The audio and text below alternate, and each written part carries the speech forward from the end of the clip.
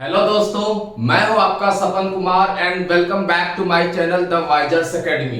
Last video में मैंने आपको पढ़ाया था अबाउट द पीपीसी कि व्हाट इज द पीपीसी का डेफिनेशन क्या है, पीपीसी का कर्व कैसे बनता है, पीपीसी का डायग्राम क्या है, ये हमने लास्ट वीडियो में डिस्कस किया था। और आज इस वीडियो में हम डिस्कस करेंगे कि पीपीसी के एजम्पशंस क्या होते हैं। मींस जो हमारा कर्व पीपीसी बनता है वो कर्व बेसिकली किस पे बेस्ड है। वो जो हमने टेबल डिस्कस किया था लास्ट क्लास में, मैंने उस वीडियो में बताया भी था कि इस टेबल के बारे में मैं आपको नेक्स्ट वीडियो में बताऊंगा। तो आज बेसिकली इस वीडियो में हम डिस्कस करेंगे कि जो टेबल में हमने डेटा लिया था वो कैसे लिया था। तो चलिए समझते हैं कि पीपीसी के एजम्पशंस क्या है। ओके दोस्तों, फर्स्ट एजम्पशंस है economy produces only two goods X and Y. जैसे कि मैंने आपको लास्ट वीडियो में बताया था कि पीपीसी में हम सिर्फ दो ही गुड्स को शो करते हैं, दो से ज्यादा गुड्स को शो नहीं करते हैं, क्योंकि हम ये एज्यूम कर लेते हैं कि हमारे इकोनॉमी में टू टाइप्स ऑफ गुड्स है। मैंने आपको एक चीज बताया था दोस्तों, ध्यान से समझिएगा, बिना एजम्पशंस के इकोनॉमिक्स नहीं है। विदाउट एजम्पशंस इकोनॉमिक्स को आप स्टडी नहीं कर सकते, इसके प्रॉब्लम्स को आप नहीं समझ सकते। क्योंकि बेसिकली जितने भी फॉर्म्स है हमारे कंट्री में, जितने भी कंज्यूमर्स है, जितने भी कस्टमर्स है, सबका जो बिहेवियर है वो अलग अलग है। जब अलग अलग बिहेवियर है तो हम सबके बिहेवियर्स को कंसीडर नहीं कर सकते, इसीलिए कॉमन बिहेवियर लेते हैं, चाहे वो प्रोड्यूसर्स है, चाहे वो आपका कंज्यूमर्स है, चाहे सप्लायर्स है, सबका एक कॉमन बिहेवियर होगा। उसी बिहेवियर से फिर हम समझते हैं कि बेसिकली इकोनॉमिक्स है क्या। तो सिमिलरली इसमें भी आपको यही समझना होगा कि पीपीसी भी एजम्पशंस पे बेस्ड है। जैसे कि फर्स्ट एजम्पशंस मैंने आपको बताया, economy produces only two goods X and Y. Means हम ये एज्यूम कर लेते हैं कि दो ही गुड्स को प्रोड्यूस करते। इसीलिए याद कीजिए कि हमने पीपीसी का जब कर्व बनाया था तो एक्स एक्सिस पे गन लिया था एंड वाई एक्सिस पे क्या लिया था, बटर लिया था। ओके, सेकंड एजम्पशन क्या है दोस्तों, amount of resource available in an economy are given and fixed. Means जो रिसोर्स है इकोनॉमी में वो गिवन है हमारे पास और वो फिक्स्ड है। मींस सपोज कीजिए हमारे पास इतना लैंड है, सपोज कीजिए ये इतना लैंड है। अब इसी लैंड में हमें क्या करना है, आउटपुट को प्रोड्यूस करना है, गन को भी प्रोड्यूस करना है, बटर को भी प्रोड्यूस करना है। ये फिक्स है, इसमें चेंज नहीं हो सकता। ठीक है, तो हमें यह एज्यूम करना है कि जो रिसोर्स है वो क्या होगा, फिक्स होगा। अगर ऐसा एज्यूम नहीं करेंगे तो अगर मैं प्रोड्यूसर हूं तो मेरा पीपीसी कुछ और बनेगा और मेरे कॉम्पिटिटर्स का पीपीसी कुछ और बनेगा। क्यों?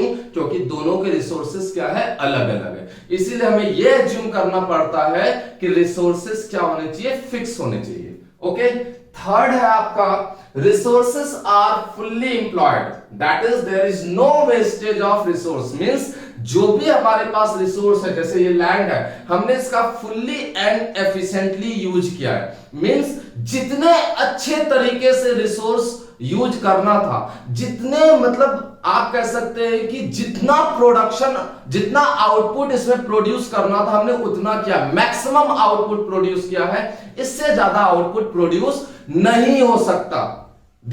इस रिसोर्स में इससे ज्यादा आउटपुट प्रोड्यूस नहीं हो सकता, हमने ये एज्यूम किया। मींस हमने फुल्ली एंड एफिशिएंटली यूटिलाइज किया है। ओके, एंड फोर्थ आपका है resource are not specific, that is they can be shifted from the production of one good to another good. Means resource ऐसा नहीं है कि बटर में हम लेबर लगा रहे हैं या बटर में रॉ मटेरियल लगा रहे हैं, वो सिर्फ बटर में ही रहेगा। नो, ये रिसोर्स को हम किसी अदर प्रोडक्ट में भी ट्रांसफर कर सकते हैं। जैसे फॉर एग्जांपल मैंने आपको लास्ट वीडियो में पढ़ाया था कि मैंने जो है रिसोर्स को दो गुड्स में एलोकेट किया है, एक गन में एलोकेट किया है, दूसरा बटर में। तो अगर हमें गन का प्रोडक्शन करना है तो बटर के रिसोर्स को, मींस जो लेबर बटर में एम्प्लॉयड है, मींस बटर, जो लेबर बटर बना रहा है वो आकर के गन बना सकता है। ठीक है, तो रिसोर्स स्पेसिफिक नेचर का नहीं है, रिसोर्स को हम जो है एक गुड्स से अनदर गुड्स में ट्रांसफर कर सकते हैं। जब एक गुड्स से अनदर गुड्स में ट्रांसफर करेंगे तो सिंपल सी बात है दोस्तों, वो रिसोर्स वेस्ट नहीं होगा। चलो कोई बात नहीं, इस गुड में काम नहीं आया, इससे दूसरा गुड प्रोड्यूस कर लेंगे। तो हमें ये एजम्पशंस लेना है कि रिसोर्स हमारा क्या है, स्पेसिफिक नहीं है। ओके, हम एक गुड से दूसरे गुड्स में ट्रांसफर कर सकते हैं। फिफ्थ है, state of technology in an economy is given and remain unchanged. हमें यह भी एज्यूम करना पड़ता है दोस्तों कि जो टेक्नोलॉजी हम यूज कर रहे हैं वो कांस्टेंट है, मींस एडवांसमेंट या आप कह सकते हैं आउटडेटेड टेक्नोलॉजी को हम यूज नहीं कर रहे, मतलब जो भी प्रेजेंट में टेक्नोलॉजी है वही टेक्नोलॉजी को यूज करें। अब क्वेश्चन इसका मतलब क्या होगा, तो दोस्तों आराम से समझते हैं। सपोज कीजिए मेरे पास एक टेक्नोलॉजी है, उस टेक्नोलॉजी से मैं एक घंटे में 10,000 यूनिट्स प्रोड्यूस कर सकता हूं, 10,000 आउटपुट प्रोड्यूस कर सकता हूं। लेकिन दोस्तों आपके पास एडवांस टेक्नोलॉजी है और उस एडवांस टेक्नोलॉजी से एक घंटे में आप 15,000 आउटपुट को प्रोड्यूस कर रहे हैं। मैंने कितना किया 10,000, आपने किया कितना किया 15,000। तो ऑब्वियस सी बात है कि आपका पीपीसी कर्व और मेरा पीपीसी कर्व मैच नहीं करेगा, तो कंक्लूजन दोनों में क्या होगा, अलग अलग आएगा।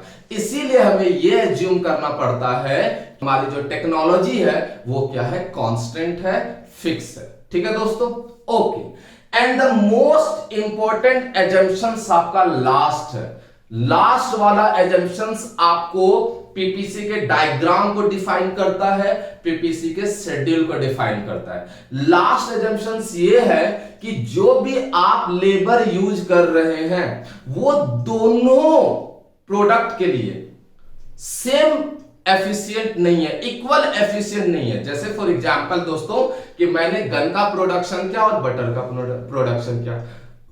अब बंदा जो है बंदा बटर बना रहा है, कोमल कोमल हाथों से बटर बना रहा है। अब उसको बोला भाई आ खोपचे में तुझे गन बनाना है। अब भाई जिस हाथों से वो बटर बना रहा था अब उस हाथ से गन बनाएगा, भाई वो तो बोलेगा ना सरदार इन कोमल हाथों को क्यों गन में लपेट रहे हो।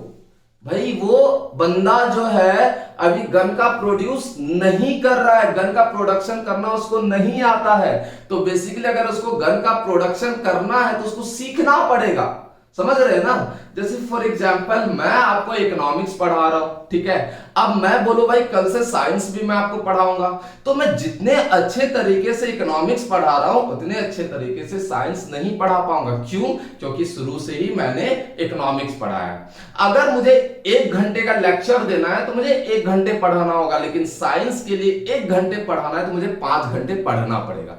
क्या है यहां पर कि जिस फील्ड में मैं एफिशिएंट नहीं हूं वहां पर मुझे ज्यादा मेहनत करना होगा और कम से कम आउटपुट उससे निकलेगा। वही चीज यहां पर है कि जो बंदा बटर बना रहा है उसको मैं बोलूंगा भाई तू गन बना, तो क्या सेम अमाउंट में वो गन बना सकता है? नो। दूसरी बात यह है दोस्तों कि अगर रिसोर्सेस इक्वली एफिशिएंट नहीं होते तो एक रिसोर्स से दूसरे रिसोर्स में जब हम उसको ट्रांसफर करेंगे तो कॉस्ट ऑफ प्रोडक्शन इंक्रीज होगा, और जब कॉस्ट ऑफ प्रोडक्शन इंक्रीज होगा तो ऑब्वियसली प्रोडक्टिविटी क्या होगी? डिक्रीज होगी। देखिए, the resource are not equally efficient in the production of all goods. Thus, if resources are transferred from production of one good to another good, the productivity decreases और cost of production increases। इसको मैं आपको और अच्छे से एक table के through से समझाता हूं। तो देखिए, जैसे कि मेरे पास यहां पर मैंने ले लिया कॉम्बिनेशन ABCD एंड यहां पर गन का प्रोडक्शन कर रहा हूं और यहां पर बटर का प्रोडक्शन कर रहा हूं। गन है सपोज, बटर है 10। अगर मैं सारा रिसोर्स बटर में लगा रहा हूं तो गन का कितना होगा? 0। ठीक है। अगर मैंने क्या किया, मुझे लगा कि गन का प्रोडक्शन करना है तो गन का मैंने 1 किया। ध्यान से सुनिएगा दोस्तों, एक गन का मैं जब प्रोडक्शन कर रहा हूं तो यहां पर डिक्रीज हो रहा है कितना? 1। मींस अगर मैं रेशियो निकालू यहां पर तो 1 यहां पर क्या कर रहा हूं, 1 सैक्रिफाइस कर रहा हूं तो 1 गेन कर रहा हूं। ठीक है। फिर यहां पर क्या हो रहा है कि 1 एक्स्ट्रा आउटपुट प्रोड्यूस करने के लिए हमें मोर रिसोर्स को सेक्रीफाइस करना पड़ रहा है। मींस यहां पर मैंने सेक्रीफाइस किया 2 यूनिट्स को, और यहां पर गेन कितना किया 1 यूनिट्स को। ठीक है, गेन कितना किया 1 यूनिट्स को। यहां पर सेक्रीफाइस किया मैंने, यहां पर गेन किया मैंने 1 यूनिट का, और सेक्रीफाइस कितना किया मैंने 3 यूनिट का। ठीक है, यहां पर सेक्रीफाइस किया मैंने 4 यूनिट का, और हमने जो है गेन कितना किया हमने 1 यूनिट का।